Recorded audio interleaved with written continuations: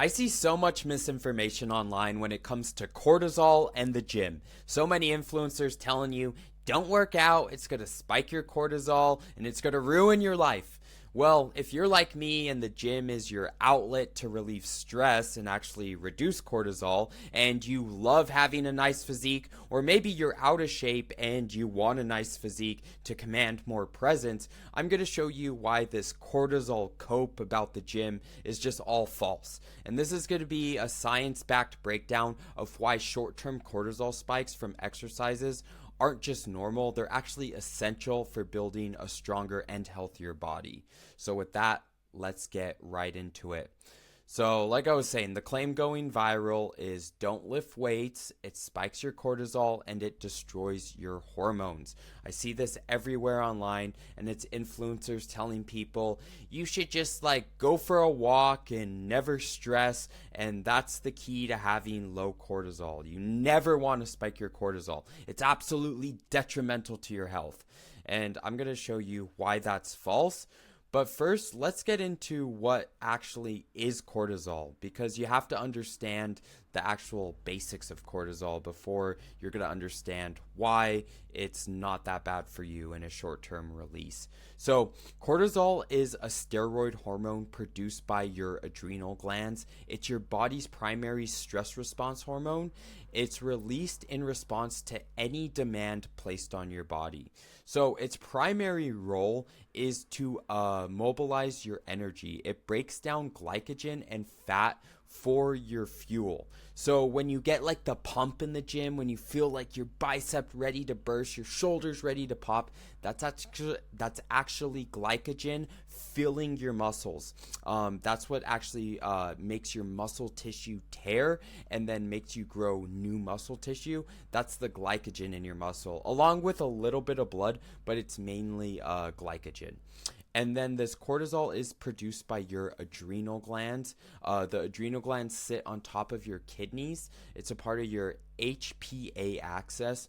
And then it's triggered when you're stressed. So when you're lifting weights, also if you're at a job and you're stressed, just any time in your life that there's stress, you're going to trigger cortisol. Now, cortisol itself isn't bad. It's just when it stays elevated long term. And I'm going to get into the difference of that. But first, let's get into like how this is a natural process. Because as a male, your body actually naturally spikes your cortisol first thing in the morning. So men have a natural cortisol surge of 30 to 45 minutes after waking up.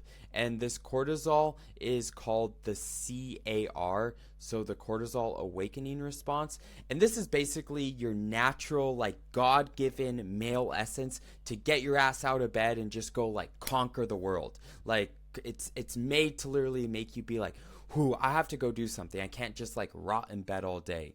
So like, let's say you wake up at 6 a.m., cortisol peaks naturally. This is when it's naturally going to be highest throughout the day. Let's say you just like sit on your ass all day. It's naturally going to be highest as soon as you wake up. And then when you hit like around noon, you're going to have like a gradual decline. And then in the evening, you're going to have your lowest cortisol release as long as a melatonin release, especially if you watch the sunset and you avoid blue light. You're going to reduce melatonin. And melatonin is actually an anti-stress hormone, and your body creates that itself if you didn't know that. But basically, that's why as a male, you're so motivated, like first thing in the morning. Like me, I'm motivated in the morning. I'm ready to go.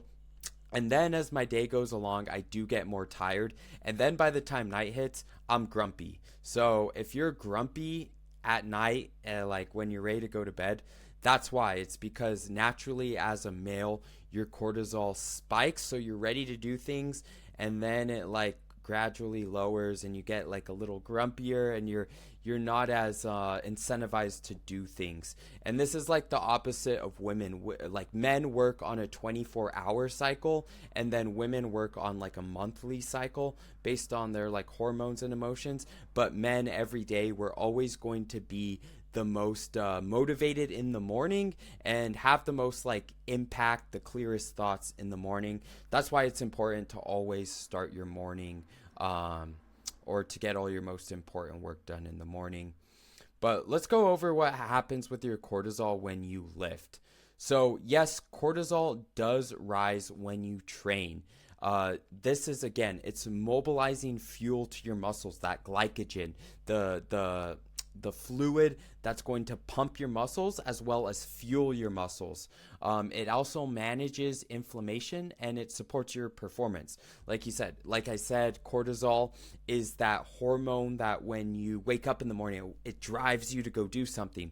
That's what drives you in the gym. You like spike your cortisol and you're like, I gotta do something. I gotta lift this weight. It's your body's own natural pre-workout. But the myth that people get wrong online when they tell you never spike your cortisol is that when you lift weights, it quickly returns to baseline. So let's just go over your workout. So let's say you work out, your cortisol is going to start at a baseline. You work out for 60 or 90 minutes. It's going to elevate to literally like fuel your performance. And then after the workout, it's going to go back to baseline. Literally 60 to 90 minutes after your workout, it's going to go back to baseline. And this is just natural. Like I said, it's your body's own pre-workout. Now, this is what's called a hormetic stressor, kind of like cold exposure or heat. That's also a hormetic stressor. It also raises your cortisol. So you might hear people say like, don't go in the sauna, don't do ice baths. Now, I agree with that. I only do the sauna once a week just to sweat out toxins and actually increase my HGH, increase my testosterone receptors. And then as far as cold exposure goes, I just go outside in the morning. Here in Germany, it's pretty cold. It's about 30 degrees in the morning. That's my cold exposure. That's also going to increase my HGH. If you didn't know, if you get in water that's 50 degrees or lower, 50 degrees Fahrenheit or lower, it's actually going to spike your HGH production 250 to 500%. So that's more than any peptide. I'm not sure about like if you took actual HGH, but I know that's for sure more HGH than any peptides. It's also going to increase your testosterone receptors. So if you're like me, you're only eating meat and eggs, whole foods, you're creating this testosterone environment. You're going to have a high free testosterone level. But that high free testosterone level isn't going to matter if you don't have the testosterone receptors to actually pick up that testosterone. Think of it like the loading docks for your testosterone. Like the testosterone are trucks, the testosterone receptors are the loading docks. You need the loading docks to accept the trucks in order to get the most out of your testosterone. You can have all this free testosterone, but if you don't have the docks from these hormetic stressors, yeah, it's just going to go to waste. But let's go kind of into the biological principle. A small dose of stress makes an organism stronger and more resilient. So just like cold, just like heat. Now, chronic stress is what's harmful. So when your cortisol stays elevated for hours a day, this would be like if you're at a job you hate, if you're at a stressful like job, if your boss stresses you out, if your wife or if your girlfriend stresses you out. This is bad because that means your cortisol is literally high all day. You wake up with high cortisol, you go to work, you have high cortisol, you come home to your wife or your girlfriend who raises your cortisol. This is literally spiking your cortisol all day. And what this actually does when it's spiked all day, it suppresses your testosterone and your immunity. It causes muscle breakdown over time, and then it's going to lead to poor sleep, anxiety, and overtraining. So remember, cortisol is the opposite of melatonin. So when you have high cortisol before bed, it's going to make your sleep worse, make your anxiety worse. And then when you don't sleep, you don't recover. When you sleep, that's when your muscle actually builds back, your body recovers. So if you're not sleeping, you're not recovering, it's so bad to have elevated cortisol long term. And like I was saying, the quick short beneficial spikes after it returns to baseline, it's going to actually trigger muscle protein synthesis. And like I was saying, it increases your HGH and your testosterone sensitivity. But think about those testosterone docks. And then, like I said, these are sources like lifting, heat, even fasting is going to do that. I'm not big on like long-term fasting, but if you fast for like 6 hours, 8 hours, that's going to be beneficial for you. It's going to increase your HGH. I notice when I fast, my skin actually just glows more, and that's my skin cells literally replacing itself. So that's the difference between like a long and short cortisol spike. Just know the difference. Think one is like stressful all day, and another is just a short-term cortisol spike. Now, what does lifting do to your hormones long term? After the cortisol spike clears, your body enters a deeply anabolic state, and this is where the real change happens. Let me make myself a little smaller here so you can see, but testosterone, compound lifts increase testosterone production, receptor sensitivity over time. So compound lifts are like squat, bench press, deadlift, anything with an actual barbell. And like I do all my workouts, I start it with a heavy set, 5 of 5, to make sure I'm actually increasing my testosterone, increasing those testosterone receptors, as well as just maintaining my strength. It's always good to have good baseline strength, just for like what people would say functionality, like if you need to lift a heavy fridge, deadlift a couch. Like these compound lifts, they say they're not functional, but think about your everyday. Like if you need to squat something, that's like picking something up. Picking up a couch is like a deadlift. You can always like apply this to your everyday life. And again, it's going to increase your HGH, your human growth hormone. This surges post-workout, especially with heavy loads. So again, it's good to get in those compound lifts. Anything heavy would be like 5 reps to 8 reps. Even 10 reps would even really do it. But once you start going above 10, you're going to really just be working hypertrophy, which is just getting the glycogen in your muscle, which is, again, a cortisol spike. So either way, you're spiking your HGH. And then you're also going to increase your insulin sensitivity. That equals more muscle because you're going to have better blood sugar. Think about your insulin as the thing that shuttles the nutrients to your muscles. So after your workout, you want high insulin sensitivity because you want all the protein you've been eating throughout the day to go to your muscles. And remember, when you get those hormetic stressors with the cortisol, you're also going to activate muscle protein synthesis.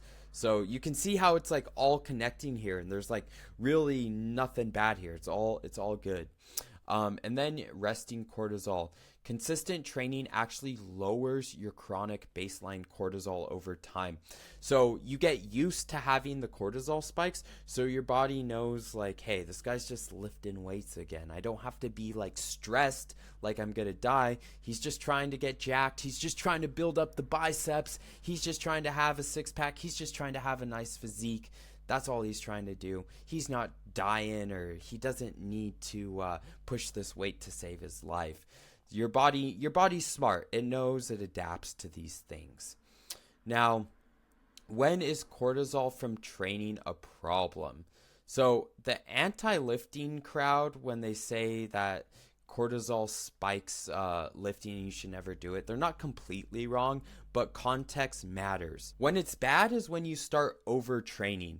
This is like you're training twice a day, 7 days a week, or maybe you're lifting and then you go run a mile after your workout. Actually, you should never run. I'm super against long distance running because, again, that's spiking your cortisol long term. Like, you don't want to go running for like 2 hours. You want to just maybe lift weights for like an hour and a half, 2 hours. That's going to be like a light cortisol spike versus running. Your body's literally going to think you're running from like a bear or a cougar or a jaguar. You know, your body is thinking you're running for your life. And that's a bad thing because you don't want to have long-term cortisol spikes, obviously, like we covered before. And it's going to lead to poor sleep. Sleep is when cortisol resets and testosterone peaks. Under 7 hours tanks your hormonal recovery. So let's say you're training too much and it's causing you to lose sleep because you're too sore or your muscles hurt. You don't want to do that. Under eating is also going to cause a cortisol spike. So just like I mentioned how fasting is going to cause a cortisol spike, that's the same thing as under eating. But if you're under eating every day, so if you're in a cut and you're going in a deficit for like 2 weeks in a row and you're not having a refeed day, this is going to be detrimental to you because you're going to spike your cortisol long term. When you're in a cut, you are releasing cortisol. Your body thinks it's starving, so it's going to be stressed. But if you throw a refeed day in there like once a week, once every 2 weeks, you're going to actually negate this cortisol process. And this is what I do with my one-on-one coaching clients. I develop them a plan that actually fits around their lifestyle. I make sure that they're having enough refeed days. I make sure they're not working out too long or their workouts aren't too long so they're not spiking their cortisol too much. And if you are interested in one-on-one coaching, you can apply in the link below in the description. This would just be a coaching qualification call to even see if you're right for the Gym Tan Beef program. But I'm off topic. Let's get back to the presentation. Also, again, like I said, chronic life stress. If cortisol is maxed from work, like I said, your wife, your girlfriend, anything like that, that's what's going to be wrong. Basically, anything that's going to spike your cortisol long term. Now, let's go deeper into the cortisol that nobody talks about, kind of get deeper into what you don't want to have in your life when it comes to cortisol. So, a job you hate. I'm sure every one of you knows someone who hates their job, some bitter old man, some bitter old lady. They're just grouchy, they're fat, they're disgusting, like they're just ugly. You know what I mean? Just an ugly person to be around, and that's because they have high cortisol long term. Toxic family dynamics. Now, I mentioned your wife, your girlfriend. It can also be like your mom or dad. If you're living at home with your parents, if you have like your grandparents putting pressure on you, if you have aunts and uncles putting pressure on you, if you have cousins that just talk shit to you, this is all going to cause long-term cortisol spikes, and this is what you want to avoid. Now, I know you can't like cut out your parents. Maybe you're savage and you will, but like I've had to cut out family members that are toxic in my life. So if you have like cousins that are toxic, if you have just people that aren't supporting you in life and that raise your cortisol, don't be afraid to cut them out. My like personal ideal is I won't cut out anyone from my life that is blood related to me. So no matter how much my brother, my sister, my mom or dad, or my grandparents raise my cortisol, I'm not going to cut them out of my life. They're like my blood. They're my bloodline. I have to keep them in my life. But cousins, second cousins, any of that, they're not blood related to you. If they stress you out, cut them out because they're just raising your cortisol and it's not worth the gains. Now, you're also going to have friends who drain you of your cortisol. And again, these are just like negative people. These are like, they're like vampires. If you're trying to get in shape and they're like, oh, you're dieting all the time, you're boring, why don't you just come out and eat with us, you're Mr. Fitness now. Cut them out. If you want to be jacked and shredded, that's who you want to be, then cut them out. They're going to have to go, or you're just going to be spiking your cortisol, and really, they're not really friends if they're draining you. Like, the friends are the one people that you can actually pick. You can choose who you can hang out with. You don't pick your family, but you can pick your friends. So this should be an easy one. If your friends stress you out, raise your cortisol, cut them out. Doom scrolling and the news. Now, this is one I am personally guilty of. I love getting into like conspiracy theories with the Iran war. I love just like I wouldn't say I love. I'm just like kind of addicted to just getting the news updates, see what's going on. I kind of feel like I'm missing out if I don't have those updates. So I have to like consciously not look at that stuff. Because again, every day there's going to be bad news, and the news is literally designed to raise your cortisol because that's what drives engagement for the news. And doom scrolling raises your cortisol too. Like first thing in the morning, I used to doom scroll and it would ruin my whole day because you're comparing yourself to other people. You open Instagram, you're seeing, oh, they went out to this party last night and this influencer is in his Lambo and in his high rise. And that's going to raise your cortisol because you're like, oh, I'm not doing as well. I need to get my shit together. Like, my life's so shitty. I have to go to my 9 to 5, and all these influencers are having fun, doing nothing, just shilling prize picks to people. This is why I don't go on Instagram for like the first 3 hours of the day. I just like take videos. Like literally my job is to post videos on Instagram and to like market my one-on-one coaching and to help people with informational videos.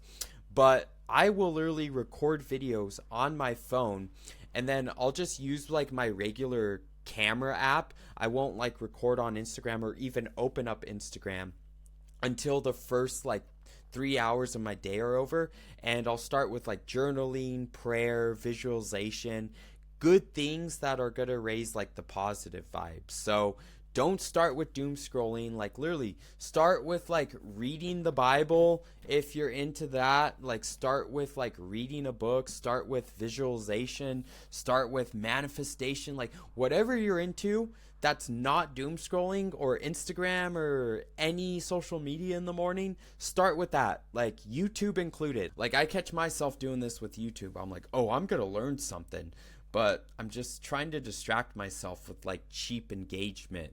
So just be conscious of that when you wake up in the morning. Don't go to technology. Go to your thoughts and go to books, the Bible, meditation, something like that.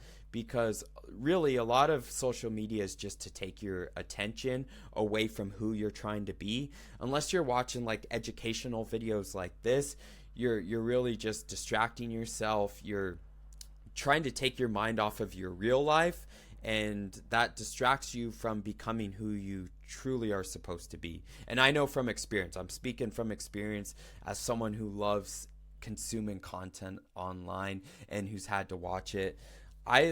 I'll show you something on my Instagram. I literally have to have an app where it like makes me breathe before opening my app. I won't show you, but just trust me, I have it on my phone. Before I open Instagram, it makes me take a 10-second breath. So I'm like consciously opening Instagram and not just being like, oh, like you know when you're bored and you just magically open Instagram without even thinking about it. So that's a good way. Maybe download an app like that makes you think about it. And then there's financial stress. This is just something everyone goes through in this modern day. Like if you're under 30, you're worried about having a job, buying a house, like starting a family. Like stuff is so expensive. But ultimately, like what gets me through that is God and just trusting that the universe, God, whatever has a plan for me. So don't worry too much about money. Like just remember this. No matter what happens in your life, you always wake up the next day. You always get food. You're always okay in the end. Like bills work themselves out. Money always works itself out. So don't worry too much about that. And then how to lower it. I went through a lot of this, but basically get outside every day. That's one of my big tenets in Gym Tan Beef. The tan in Gym Tan Beef is more than just getting a skin tan. It's about getting outside and like things like grounding, sun exposure. This naturally lowers your cortisol. Just being outside, hearing birds. Like I was saying, when I don't start with Instagram, one of the first things I do in the morning instead of Instagram is I go outside, I get my morning tan, I go for a walk, and I listen to the birds. I just see the sunrise. It's so beautiful. It literally lowers my cortisol first thing in the morning. Then we have cut your screen time, audit your circle. We went over that. Protect your sleep. Protecting your sleep, don't stress too much about this, because this is something I found in my life. I'm like, oh, I gotta get 8 hours. I gotta get 8 hours. The room has to be dark. It has to be exactly 64 degrees in here. If you think of sleep like that, you're actually going to stress yourself out more and you're going to have worse sleep. So just kind of like sit back, chill, like have the intention of getting 8 hours, but don't like stress yourself out too much about it. Make sure your room is cool, but overall you just want to make sure that you're getting 8 hours, but don't stress yourself out about it. Like, I have to get 8 hours.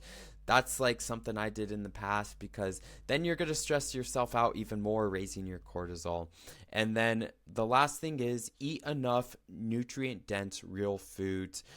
These are going to stabilize your blood sugar and actually lower your cortisol responses. So like foods like fast food, greasy food, sugary processed food, that's going to make your cortisol more susceptible to spiking.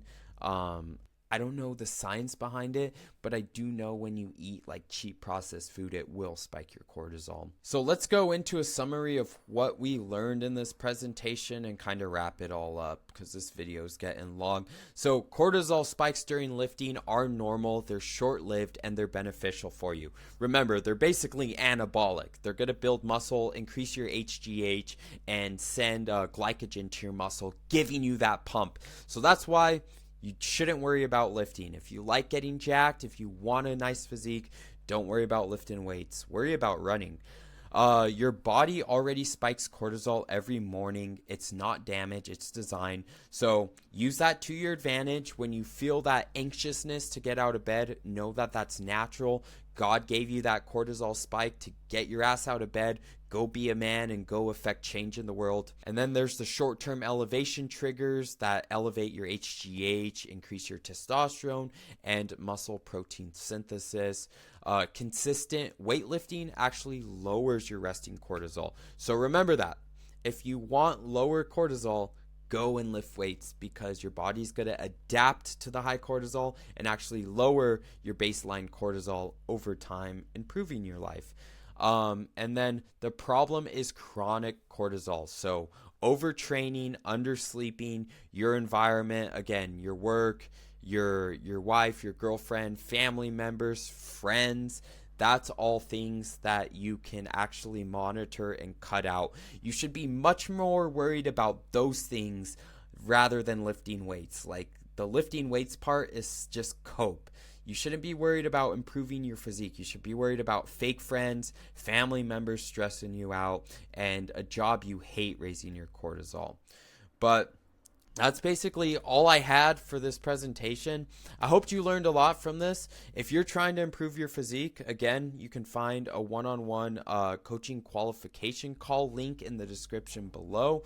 I'd love to see if I can help you out, see if you would even be a fit for the Gym Tan Beef program. But that's all I had for you, brother. I hope you have a good one. YouTube thinks that you'll like this video the most next. Go watch it outside getting a tan, or maybe listen to it at the gym while you're lifting weights. Gym Tan Beef out.